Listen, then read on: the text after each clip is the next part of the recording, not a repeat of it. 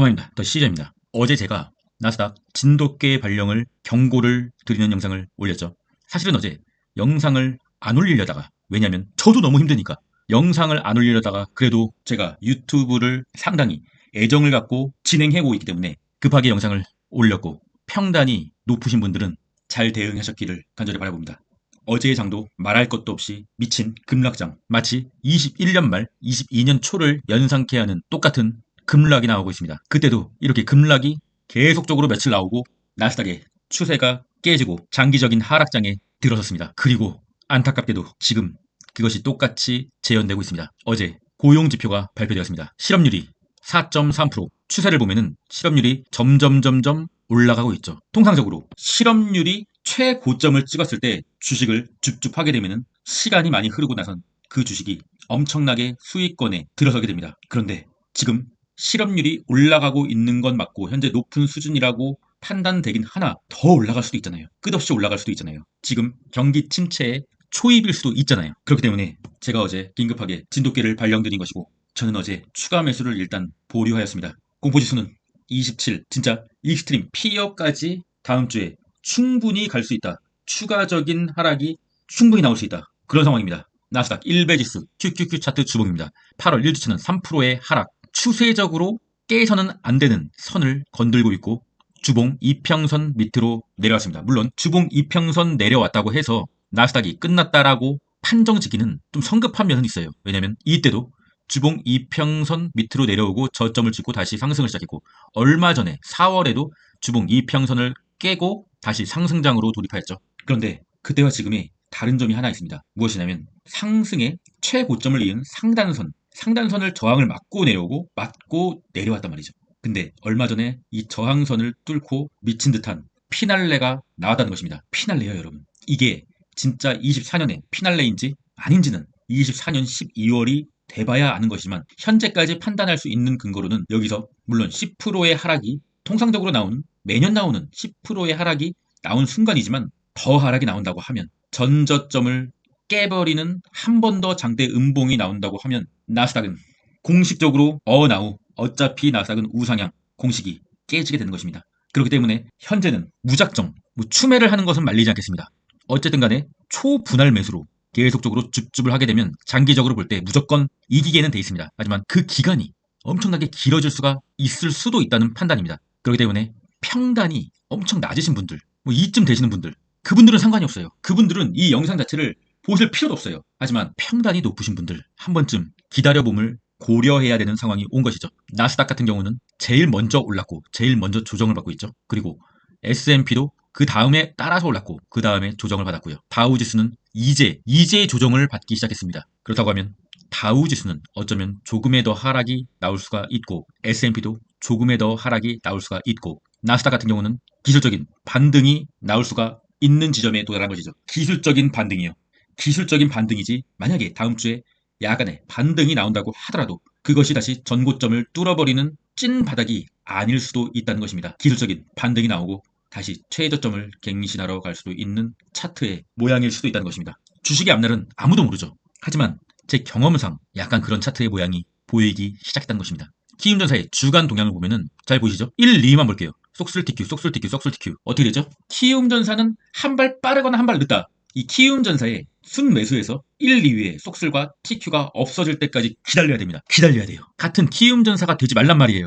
우리가 키움전사의 쏙스와 SQQQ가 있을 때 안심하고 홀딩했던 것처럼 상황이 바뀌었다고요. 다음 주 어닝 발표는 별다른 기억은 없는데, 일단 일라일릴리 노바백스가 목요일에 위치하고 있고, 그다지 증시를 급격하게 다시 쭉 끌어올려줄 빅테크가 없다는 게 또 심각한 상황입니다. 푸드크옵션 0.80 공식적으로 약세장을 선언하는 0.80에 드디어 돌아서네요. 그렇다 하더라도, 약세장이라 하더라도 푸드크옵션이 이처럼 진짜 미쳐버리는 상승이 온다고 하면 기술적 반등이든 스윙이든 단타든 뭐라도 해야 되겠죠. 그때 롱을 줍줍 해보는 겁니다. 환율 추가하겠습니다. 보통 환율이 내리면은 주식이 오르고 주식이 오르면 환율이 내리는 반비례의 관계를 갖고 있는데, 현재는 정말 말도 안 되게 환율이 내리면서 주식이 내리고 있어요. 이게 정말 도대체 뭔 일이 일어나고 있는 거예요. 이거는 우리가 일반적으로 하던 패턴이 달라지기 시작했다는 것입니다. 패턴이 달라진다고 하면 우리의 매매법도 바꿔야 돼요. 무슨 말인지 아시죠? 리스크가 굉장히 높아지는 아디오스의 단계라는 것입니다. 일단 환율이 내려간다는 것은 통상적으로 실업률이 올라가면은 환율이 내리는 경향은 있습니다. 어제 발표된 실업률이 상당히 좀 예상치보다 높게 발표가 되면서 환율이 내린 것은 인정은 하나 내려도 너무 내렸어요. 볼린저 밴드 하단을 이탈해버렸다고요. 우리가 이런 리스크를 과소평가해서는 안 됩니다. WTI도 내렸어요. 뭐 다 내려요 지금.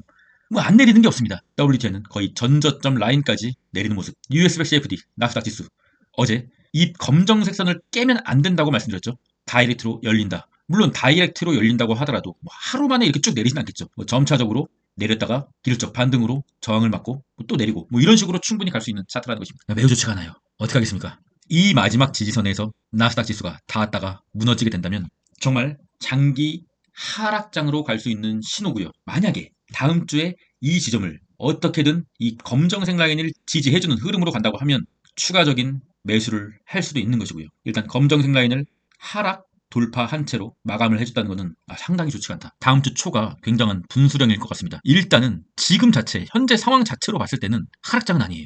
왜냐면 일반적으로 매년 10%의 하락은 나오니까요. 근데 더 내려간다. 그렇다고 하면 공포의 매수를 중단해야 되는 시기가 온 거죠. 공포의 매수는 나스닥 주봉의 상승세가 유지될 때, 그때 유지가 되면서 하락을 할 때 그때 매수를 하는 것이거든요. 왜냐하면 일봉은 속일 수가 있어도 주봉은 속일 수가 없거든요. 그것을 바탕으로 공포의 매수를 하는 것인데 주봉 자체가 무너지게 됩니다. 나스닥이 여기까지 내리면요. 테슬라도 어제 말씀드렸죠. 주황색 선을 깨면 안 된다. 깨고 나서 추가 하락이 나왔습니다. 테슬라를 지금 물리신 분들은 뭐 솔직히 제가 여기서 사라고 한 적은 한 번도 없기 때문에 뭐라고 말씀드릴 수는 없겠으나 테슬라를 수익 중이신 분, 그런 분들은 결정을 하셔야죠. 어제 결정을 하셨어야 되는데 못했다고 하면 다음 주에라도 결정을 하셔야죠. 엔비디아는 그래도 조금 낙폭이 크진 않았어요. 대장주답게 무너져도 한 방에 무너지진 않는 것이죠. 강성주들이 아직도 많이 있기 때문에 일단 검정색 추세선 반도체 관련주 중에서 유일하게 추세가 깨지지 않은 엔비디아 일단은 지켜줬다. 하지만 긍정적인 상황은 아니다. 깨면 엔비디아도 아디오스. 엔비디아만 아디오스가 아니죠. 쏙슬, 나스닥 전부 다 아디오스. 대장이 죽으면 밑에 쫄병, 부대장, 나락이다. TQ도 뭐 깨면 안 되는 파란색 라인을 무려 개파락으로 깨버렸다. 이제 이 파란색 선과 이 일목균형표의 하단은 저항이 된다. 쏙슬, 아디오스. 반도체 쇼스를 한번 볼게요. 속스 SL 차트고 일단 볼린저 밴드 둥둥이 나왔어요. 볼린저 밴드 둥둥. 이때도 볼린저 밴드 둥둥이 나오고 하루 더 피크를 찍은 다음에 내렸잖아요. 이때도 다음 주에 피크를 한번 찍어주면은 기술적인 하락이 나올 수가 있습니다. 하지만 이때와 지금이 다른 점은 일목균형표. 통상적으로 일목균형표 돌파하면은 이 위에는 아무도 없는 구간, 매물대가 없는 구간이죠. 일단은 차트적으로 봤을 때는 볼린저 밴드 둥둥이 나오고 추가적인 슈퍼 상승이 나오면은 기술적 하락은 나올 수밖에 없는 상황입니다. 그러나 여기서 지지를 받고 다시 한번 추가적인 상승이 나올 수가 있다. 그렇다고 하면 속스를 차트로 봤을 때 추가적인 하락이 나온 다음에 기술적인 반등으로 목요일장의 가격보다 낮은 기술적 반등 후 재차 하락을 할 수가 있는 것이죠. 물론 이건 제 생각입니다. 제가 차트 보는 관점으로 드리는 말씀입니다. 절대로 매수 매도를 권장드리는 말은 아니고요. 차트적으로 봤을 땐 그렇다. 당연히 이렇게 안 갈 수도 있다는 것을 새겨 들으시고요. 참고용으로만 생각해 주시길 바라겠습니다. 숏의 보조지표 아까 말씀드렸죠. 다 말씀드렸고요. 볼린저 밴드 둥둥이다. SQQQ는 볼린저 밴드를 찢고 있다. 조금 더 상승 후에 기술적인 하락이 나올 수가 있으나 차트상으로는 상당히 좋은 차트가 돼버렸다. 기움전사의 일간 수매수 여전히 롱에 몰빵하고 있고요. 코인의 공포지수 37. 코인마저도 공포의 단계. 코넬의 차트. 보라색 선을 깨면 안 되는데 깼습니다. 하락의 채널을 그어봤습니다. 일단 하락의 채널이 이 채널이 맞다고 하면 다음 주 초에 기술적인 반등이 나와야 될 차례인데 상당히 힘든 차트가 되어버렸습니다. 마라, 아디오스, 더 시저스 멤버십, 조지아님, 라우님 이 어려운 장에서 저와 함께 슬기롭게 헤쳐나갈 수 있도록 노력해보겠습니다. 멤버십을 가입해주시면 고정 댓글 링크를 확인해주시고요. 모든 유튜버들은 다들 그렇게 말했어요. 더 올라간다. 더 사라. 무조건 지금 사야 된다. 3배 레버리지들이 올라갈 때 물론 저도 어나우를 외쳤죠. 하지만 보유자의 영역이다. 매수는 지금 해서는 되지 않는다. 멤버십 텔레그램에 다 남아있고요.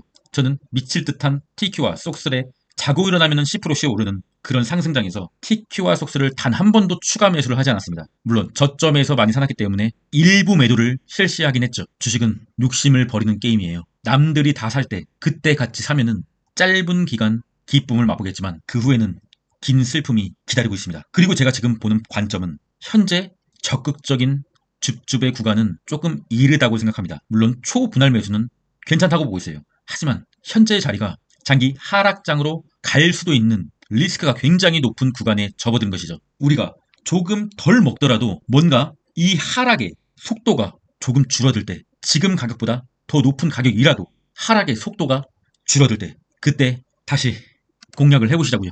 마지막은 주식 명언으로 마무리하겠습니다. 무슨 수단을 써서라도 잃어버린 돈을 찾고자 하는 심리를 조심해라. 그런 일이 벌어졌다면 손해를 받아들이고 제로 베이스에서 다시 시작해야 더 큰 실수가 없다. 앙드레 코스톨란이고요. 현재의 상황과 매우 적절한 명언이기에 가져와봤습니다. 그래도 우리는 살아야 되기 때문에 한 가지 당부드리고 싶은 말은, 어떠한 경우가 발생해도 빚을 내거나 다음 주, 다음 달에 써야 되는 돈으로 주식을 하지 마세요. 주식은 여윳돈으로 하라는 그런 말이 있잖아요.